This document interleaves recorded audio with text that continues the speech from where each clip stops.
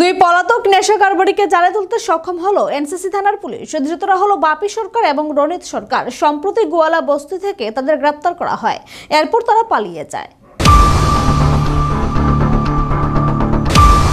সম্প্রতি গোয়ালা বস্তিতে গোপন সংবাদের ভিত্তিতে অভিযান চালিয়ে 3 নেশা কারবারিকে গ্রেপ্তার করে এনসিসি থানার পুলিশ। এই ঘটনায় গ্রেপ্তারের পর দুজন অভিযুক্ত পুলিশের চোখ হয়ে ধুলো দিয়ে পালিয়ে যেতে সক্ষম হয়।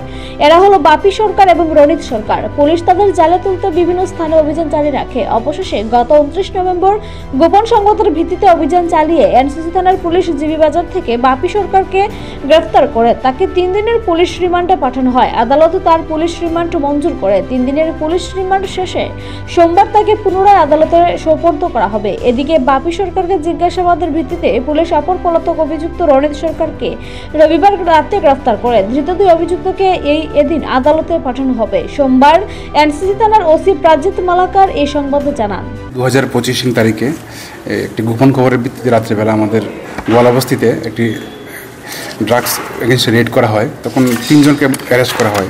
তখন 2 জন লোক পালিয়ে যায়। এর মধ্যে একজন ছিল বাপি সরকার এবং রুম্য সরকার। তো তারা তখন থেকেই অ্যাবসকন্ডিং ছিল। তো তাদেরকে খুঁজে পাওয়া যাচ্ছিল না, বাড়িঘরে ছিল না। এর মধ্যে বিভিন্ন রিপোর্ট তাদের বিরুদ্ধে আসছিল, বিভিন্ন অসামাজিক কাজের সঙ্গে যুক্ত।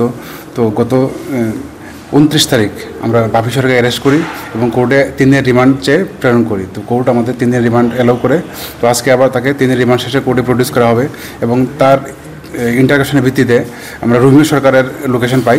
সেই অনুযায়ী রুমি সরকারকে কালকে অ্যারেস্ট করা হয়েছে এবং তারা দুজনকে আমরা আজ কোর্টে প্রেরণ করব। কোথা থেকে অ্যারেস্ট করা হয়েছে? বাপি সরকারকে অ্যারেস্ট করা হয়েছে জিবি বাজার থেকে, আর রুমি সরকারকে অ্যারেস্ট করা হয়েছে হরেকৃষ্ণ পাড়া থেকে। তাদের নামে কি তাদের বিরুদ্ধে যে এনডিপিএস কেস একটা পেন্ডিং ছিল 2025 002 এনসিসিপিএস 21B 27 29 20 B এনডিপিএস অ্যাক্ট।